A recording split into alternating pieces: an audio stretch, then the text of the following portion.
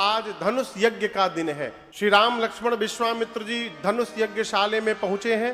जैसे आप लोग आकर के बैठे हुए हैं, उसी प्रकार राम जी के जाने के पहले पूरी मिथिला आकर यज्ञशाले में विराजमान है, बैठी है। और राम जी जैसे धनुष यज्ञशाले में प्रवेश किए, एक ही राम जी सबको अलग अलग दिखाई देने लगे।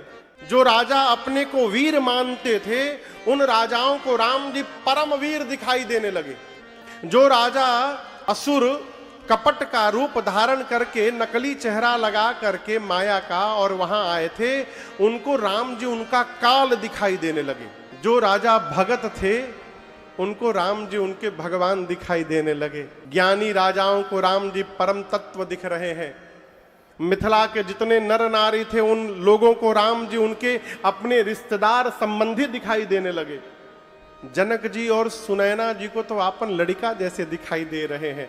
गोस्वामी जी बोले, किसके किसके बारे में सुनाऊं। जैसे राम जी पहुंचे हैं, राम जी को देखकर जो जिस भाव में उतर रहा है, एहि विधि रहा जाहि जस भाव, सो तस देखेऊं कौशल राम। सब अपनी अपनी भावना के अनुरूप भगवान का दर्शन करते हैं। विश्वामित्र जी को जनक जी ने पूरे यज्ञशाले की रचना दिखाई। यहाँ पर ऐसे बना है, यहाँ पर ये बना है।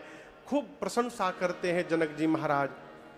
हमारे गुरु जी कहते हैं, हमारे महाराज श्री कहते हैं, बाबू कोई भी आदमी आपको यदि अपना घर, गाड़ी, ऑफिस, दुकान दिखाए तो खूब प्रशंसा करना, कमी मत निकालना। क्यों? उसके कान प्रशंसा सुनने के लिए ही दिखा रहे हैं।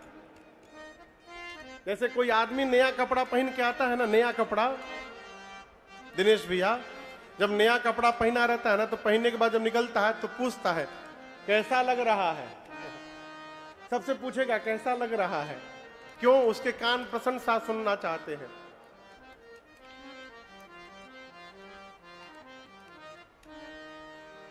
प्रशंसा करिए। कमी निकालिएगा ना तो मिठाई के प्लेट में से 2 मिठाई कम हो जाएगा। कमी बताना है तो घर जाकर बताइएगा, वहां ना बताइए। जनक जी ने इतनी पूछा तो विश्वामित्र जी ने इतनी प्रशंसा कर दी। जनक जी बोली, बाबा जी को सबसे ऊपर बिठाया जाए। सब मंचन ते मंचैक सुंदर विशद विशाल, मुनि समेत 2 बंधु तह बैठा। सबसे ऊंचे आसन पर विश्वामित्र जी बैठे सभा में। अगल बगल के छोटे छोटे आसन पर दाहिने तरफ राम जी, बाएं तरफ लक्ष्मण भैया बैठे। सीता मैया आई हैं जयमाल लेकर। मां के सौंदर्य को देखकर जितने नर नारी थे सब मोहित हो गए। सीता मैया अपनी मां के निकट जाके खड़ी हो गई।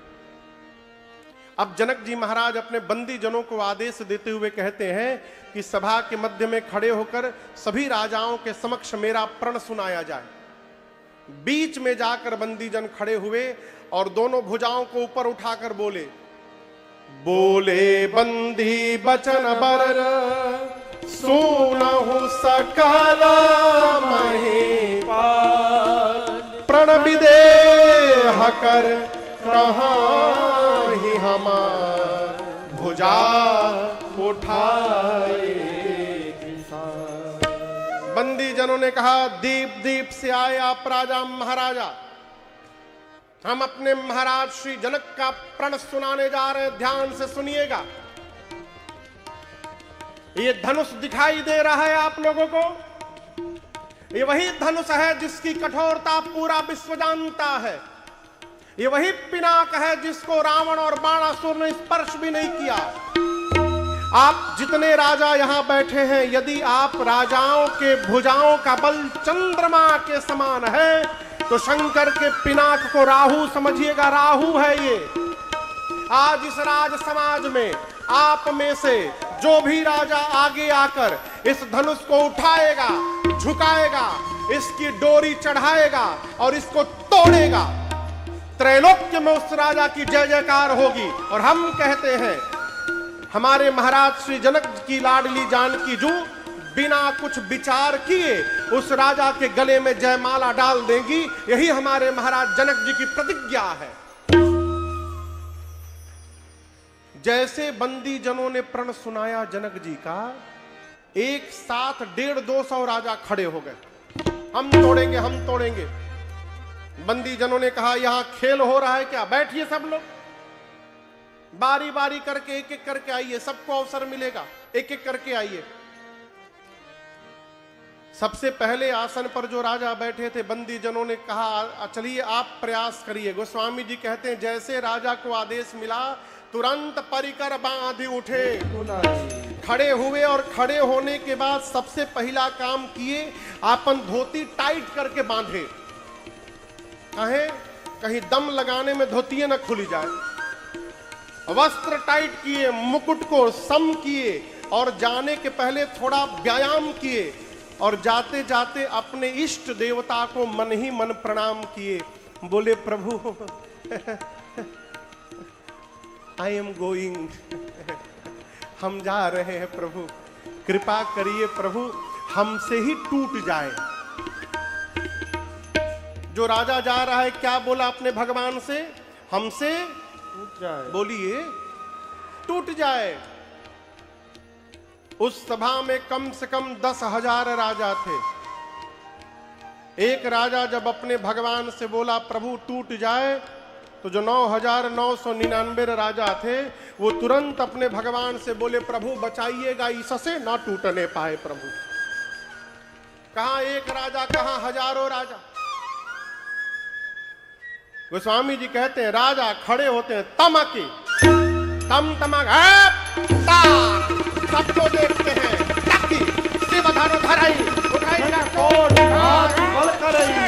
सर्वप्रकार यत्न करते हैं, बैठकर, लेटकर, घसीटकर, धनुष अपने स्थान से तिलमात्र इधर उधर नहीं खिसका। अंत में राजा धनुष को छोड़कर सिर नीचे झुकाकर वापस जाने लगे। अब दूसरा राजा चला है वहां से मैं तोड़ के दिखाऊंगा, मैं तोड़ूंगा। तो जो राजा वापस जा रहे थे वो राजा अपने मन में बोले जाओ जाओ जाओ जाओ जा, उठाइब तो बुझाई जा। एक एक करके राजा आते गए हो, तोड़ना तो बहुत दूर की बात, किसी भी राजा से धनुष तिल मात्र धरती से इधर उधर खिसका भी नहीं। जो ज्ञानी राजा थे, विवेकी राजा थे, वो धनुष तोड़ने गए ही नहीं। जब किसी से धनुष नहीं हिला तो राजाओं ने आपस में मीटिंग की। क्या मीटिंग की? मिल के तोड़ देते हैं, एक साथ सब लोग मिल के तोड़ देते हैं। एक राजा ने कहा मिल के तोड़ देंगे तो विवाह किसके साथ होगा। एक राजा ने कहा पहले टूटने दिया जाए, उसके बाद देख लेंगे, हम लोग आपस में युद्ध कर लेंगे और जो विजेता होगा उससे विवाह हो जाएगा। राजा बोले स्वीकार है। और गोस्वामी जी कहते हैं 10,000 राजा एक साथ, ए जी भोपा सहसा दस कहे पारा, भोपा सहसा दस कहे पारा, लगे उठावन तरई नटारा, लगे उठावन तरई नटारा, लगे उठावन तरई नटारा।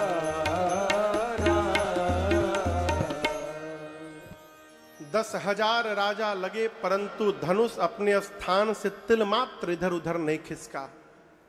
सभी राजा धनुष के हाथों अपनी कीर्ति, अपनी वीरता गंवा करके अपने सिर को नीचे झुकाकर अपने अपने आसन पर जाकर बैठ गए। जनक जी महाराज जब ये दृश्य देखे तो आवेश में आ गए, पूरा शरीर कांपने लगा। खड़े हो गए जनक जी। सभी राजाओं को संबोधित करते हुए जनक जी ने कहा दीप दीप से आए आप समस्त राजा महाराजा, आप में से ऐसा कोई राजा नहीं जो बोल दे कि मैंने उनको निमंत्रण देकर बुलाया है यहां पर। आप समस्त राजा मेरा प्रण सुन सुनकर आए हैं। और क्या बोल रहे थे, अभी तोड़ देंगे, शर्म करिए शर्म। आप में से किसी भी राजा ने धनुष को तिलमात्र इधर उधर नहीं खिसकाया है। मेरी बेटी सुंदर है, यह कीर्ति जीवन में वर्ण करने योग्य है, परंतु आज मुझे पता चल गया ब्रह्मा ने इस धरती पर ऐसा किसी को बनाकर भेजा ही नहीं है जो इस कीर्ति को जीवन में धारण कर सके। कोई नहीं है धरती पर। आज के बाद सावधान, कोई भी राजा ये नहीं बोलेगा कि मैं वीर हूं। मैं जनक जान गया धरती वीरों से रिक्त हो चुकी है। क्या बैठे हो, किस लिए बैठे हो? विवाह का आस छोड़ो, अपने अपने घर वापस लौट जाओ। आज यदि मैं प्रण का त्याग करता हूं तो मेरी कीर्ति कलंकित हो जाती है। प्रण पे टिका रहूंगा तो मेरी आंखों के सामने मेरी बेटी कुंवारी रह जाएगी। मैं जनक जानता धरती पर कोई वीर नहीं बचा। पूरी सभा सुन ले, ऐसी प्रतिज्ञा करके जगत में अपना उपहास कदापि नहीं होने देता। जब पहली बार जनक जी ने कहा कि आज के बाद अपने आप को कोई वीर नहीं बोलेगा, मैं जान गया धरती वीरों से रिक्त हो चुकी है, लक्ष्मण जी तिलमिला उठे। मैं लगे राम भैया, राम जी को देखने लगे। राम जी इशारा किए, शांत रहो, शांत रहो, शांत रहो, कुछ नहीं बोलना है, शांत रहो। राम जी इशारा किए तो लक्ष्मण जी क्रोध को पी करके बैठ गए, शांत हुए। अभी उनका क्रोध शांत ही हुआ था, तब तक जनक जी ने दूसरी बार ललकार दिया, जाओ जनते बिनु भट भूमि भाई, सब पन करी होते न हसाई। पहली बार आवेश आया तो लक्ष्मण जी राम जी को देखे थे, दूसरी बार ललकारा तो लक्ष्मण जी देखबे नहीं किए, कूद गए। गोस्वामी जी कहते हैं लक्ष्मण जी सुने, माखई लखन कुटिल भाई भाव है, रज पड़ फरक है, होठ फड़फड़ाने लगे, बाहें टेढ़ी हो गई, नेत्र से मानो अंगार बरसने लगा। लक्ष्मण जी कूद पड़े। राम जी बोले क्या हुआ? लक्ष्मण जी बोले भैया क्षमा करिएगा, रघुवंश का एक छोटा सा बालक जिस सभा में पहुंच जाए, इस धरती पर किसी की क्षमता नहीं बोल दे कोई वीर नहीं बैठा। आपके रहते आप विद्यमान है और जनक ने बोला कैसे कोई वीर नहीं रहता? आपके रहते कहे जनक जसी अनुचित बाने, कहे जनक जसी अनुचित बाने, विद्यमान रघुकुल मन जाने, विद्यमान रघुकुल मन जाने। सुनहु भानुकुल पंकज भानो, सुनहु भानुकुल पंकज भानो, कहो स्वभावन कछु अभिमानो, कहो स्वभावन कछु अभिमानो। जाओ तुम्हारी अनुशासन पावो, जाओ तुम्हारी अनुशासन पावो। कंद कैव ब्रह्मांड उठाओ, कंद कैव ब्रह्मांड उठाओ। अब काटे घट जिम डारो, काटे घट जिम डारो। मैं सकौ मेरु मूलक जिम तोरे, सकौ मेरु मूलक जिम तोरे। तव प्रताप महिमा भगवाना, तव प्रताप महिमा भगवाना। को बापुरो पिनाक पुराना, को बापुरो पिनाक पुराना। नाथ जानियस आयस हो, नाथ जानियस आयस हो। मैं कौतुक करो बिलोकिय सो, कौतुक करो बिलोकिय सो।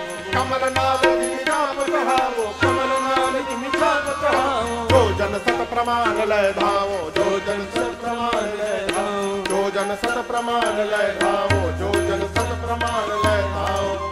तोरौ छत्र के दंड जिमि, तव प्रताप जो न करो प्रभु पद सपथ, कर न धरो धनु भार।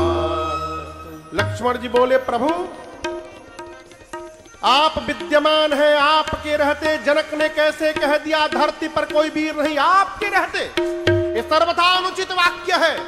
आप बैठे रहिए भैया, आप केवल मुझे आज्ञा दीजिए। क्या कहा? कोई धनुष को नहीं उठा पाया। पूरी सभा सुन ले, धनुष क्या है? बच्चे जिस प्रकार गेंद उछालते हैं, मैं पूरा का पूरा ब्रह्मांड उछाल दूंगा। बच्चे जिस प्रकार कच्चे घड़े को फोड़कर हाथ से चूर्ण चूर्ण करते हैं, मैं ब्रह्मांड को चूर्ण चूर्ण कर दूंगा। खेत से बच्चे मूली जैसे उखाड़ कर लाते हैं, मैं सुमेरु पर्वत को छिन्न भिन्न कर दूंगा। केवल उठाऊंगा नहीं, उठाकर समुद्र 100 योजन तक दौड़ कर दिखाऊंगा। और यदि मैं नहीं कर पाया प्रभु, आपके चरणों की सौगंध लेता हूं, लक्ष्मण अपने जीवन में कभी दोबारा धनुष बाण को हाथ में धारण नहीं करेगा। लक्ष्मण जी गरजे मिथिला में, धरती की गति देखिए। लखना सको वचन जे बोले, डगमगानी मही तेगज डोले, डगमगानी मही तेगज डोले, डगमगानी मही तेगज डोले। लक्ष्मण जी बोले प्रभु, कमल की नाल को बच्चे जिस प्रकार खंड खंड कर देते हैं, मैं धनुष को खंड खंड कर दूंगा। बरसात में उगे छत्र को बच्चे जैसे रौंद देते हैं, मैं धनुष को रौंद दूंगा। केवल उठाऊंगा नहीं, 100 योजन तक उठाकर दौड़ कर दिखा दूंगा। लक्ष्मण जी बोले, पूरी धरती कांपने लगी, राजाओं का आसन डोलने लगा। राम जी सीता जी प्रसन्न हो गए, जनक जी महाराज डर गए। अरे राम, अभी छोटका खड़ा भया तो पूरी धरती कांपने लगी, बड़का बैठा है, अभी वो खड़ा होगा तो क्या होगा। गुरुदेव भगवान विश्वामित्र जी लक्ष्मण जी की ललकार देखे तो गुरु जी विश्वामित्र जी आसन से उछल पड़े, बोले बाह चेला का ललकारा है आप। अद्भुत। लक्ष्मण जी गरजते गरजते पहुंच गए धनुष के पास, हाथ बढ़ा दिए। राम जी को देखते कहते, भैया आप कहिए मैं तोड़ दूं। राम जी मन में सोचे, तोड़ना हमको है, प्लानिंग हमारी है, छुटके तैयार है तोड़ने के लिए। लेकिन आपको एक बात बताऊं, लक्ष्मण जी इतने आवेश में भी सावधान है। कहते प्रभु सब करूंगा, तोड़ दूंगा, खंड खंड कर दूंगा, छिन्न भिन्न कर दूंगा, ब्रह्मांड उठा लूंगा, फोड़ दूंगा, सब करूंगा, लेकिन अपने बल के भरोसे नहीं करूंगा भैया, आपके प्रताप से करूंगा, आपके बल से करूंगा। सावधान है। लक्ष्मण जी हाथ बढ़ाए, कहें भैया कहिए तोड़ दूं। विश्वामित्र जी राम जी से बोले, अरे जल्दी बुलाओ उसको, कहीं तोड़ ही मत दे वो।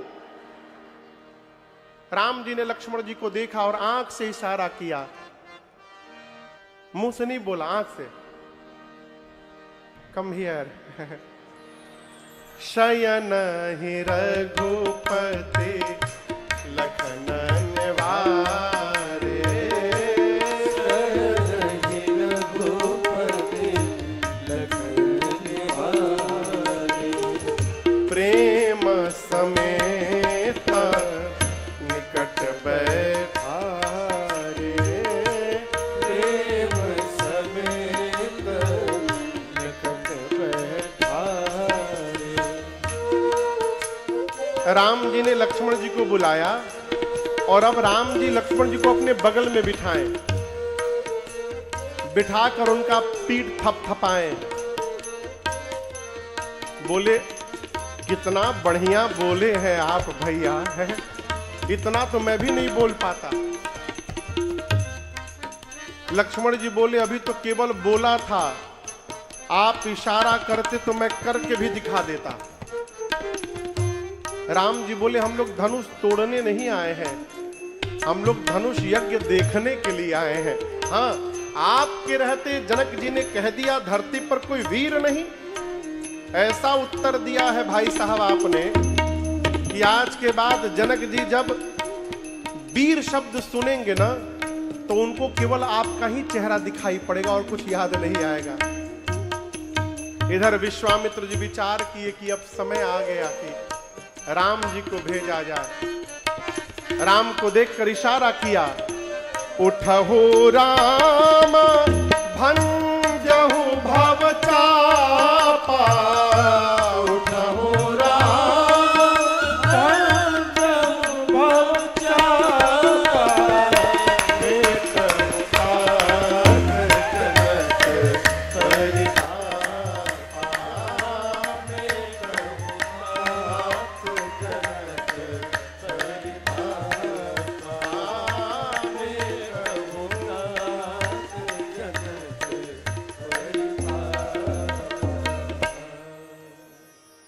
आदेश दिया, उठहु राम भंजहु भव, मेटहु तात जनक परे। जैसे गुरुदेव भगवान विश्वामित्र जी ने आदेश दिया, राम जी खड़े हुए और प्रणाम करके विश्वामित्र जी को राम जी सहज चल पड़े। आपको बताऊं, राम जी जब जाने लगे ना धनुष की ओर, तो वहां मिथिला के जितने नर नारी बैठे थे, सब अपने अपने पितरों से प्रार्थना करने लगे, अपने अपने पितृ देवताओं से। क्या? हे पितृदेव, आप लोग हम लोगों के जीवन के सारे पुण्य ले लीजिए, सब हम सब देने को तैयार हैं। उसके बदले में केवल एक काम करिए। क्या? बच्चे जिस प्रकार कमल की नाल को तोड़ देते हैं, उसी प्रकार आज राम जी के हाथ से इस धनुष को तुड़वा दीजिए। इसके बाद हम जीवन में दोबारा कभी कुछ नहीं कहेंगे आपसे। सीता जी की मां सुनैना जी राम जी को जाते देख करके विह्वल हो गई। अपनी सखी को बुलाकर बोली, सखी, इस भरी सभा में क्या कोई भी बुद्धिमान व्यक्ति नहीं है? सब लोग तमाशा देखने आए हैं। जिस धनुष को रावण और बाणासुर स्पर्श भी नहीं किया है, उस धनुष को ये बालक तोड़ने जा रहा है। मानव सरोवर में रहने वाला हंस अपने सिर पर मंदराचल उठाने जा रहा है। कोई बच्चे को रोक क्यों नहीं रहा? ये बच्चों का काम नहीं है। सखी ने कहा, महारानी, जिनको आप छोटा समझ रही हैं ना, वही राम जी आज बड़ा कार्य करके दिखाने वाले हैं। आप भरोसे में रहिए बस। इधर सीता मैया शंकर जी से, पार्वती जी से, गणपति भगवान से प्रार्थना करती हैं। अच्छा आप बताइए, गणेश जी मोटे हैं कि पतले?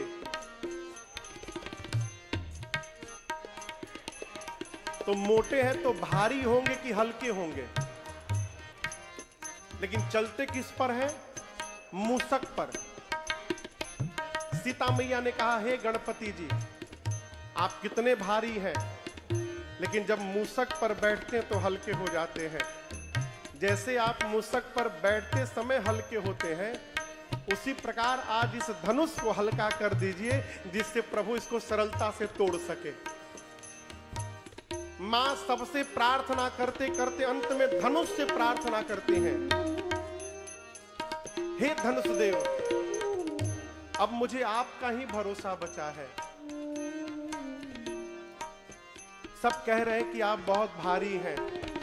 एक काम करिएगा, जैसे प्रभु आपके पास आवे, आप में जितना भार है, अपना सारा भार यहां जितने मूर्ख राजा बैठे हैं, इन मूर्खों के सिर पे रख दीजिएगा और मेरे प्रभु को देखते पुष्प जैसा हल्का हो जाइएगा।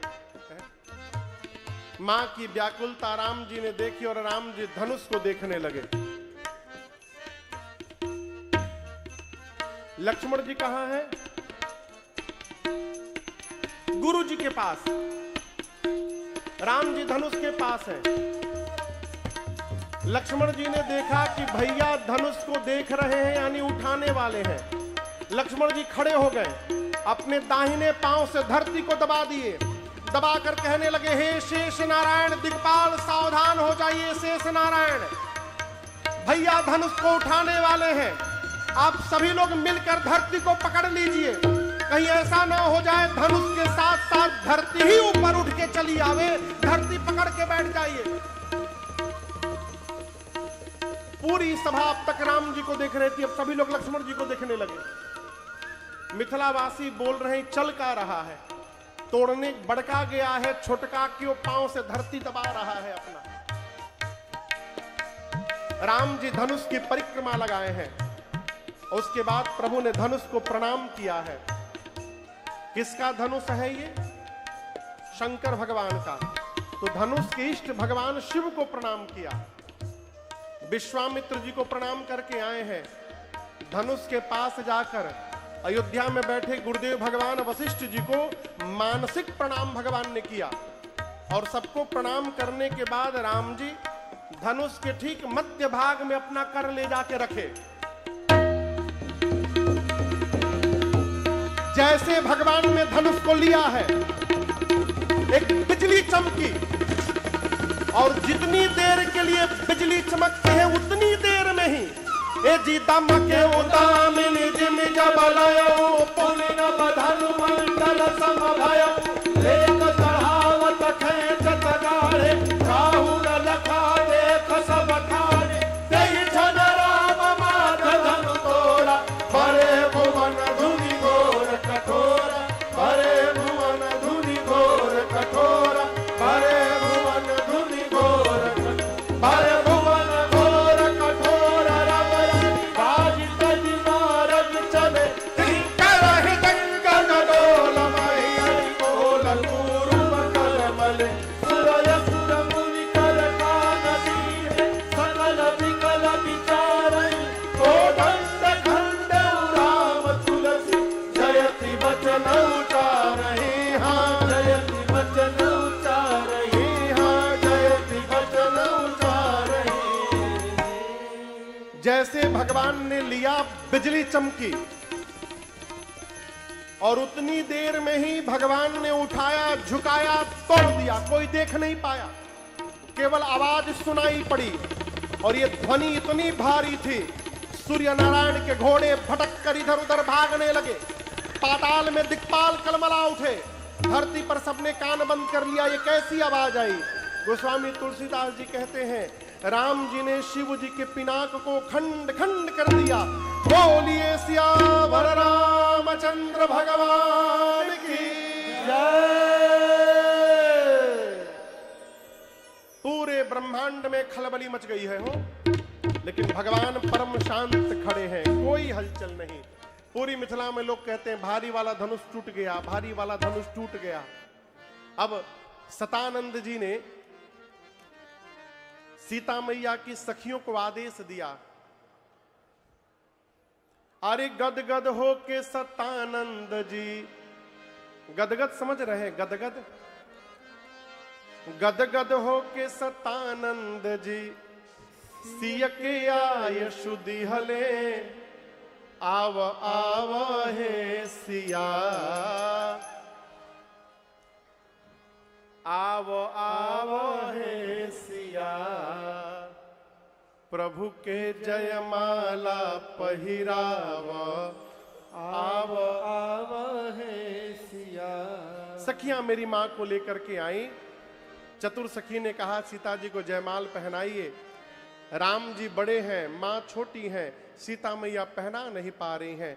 सखियों ने निवेदन किया, अरे झुकी जइयो तनिक रघुबीर लली मोरी छोटी सी, झुकी जइयो तनिक रघुबीर लली मोरी छोटी सी, छोटी सी लली छोटी सी, छोटी सी लली छोटी, झुकी जइयो तनिक रघुबीर लली मोरी छोटी सी, झुकी जइयो तनिक रघुबीर लली मोरी छोटी सी।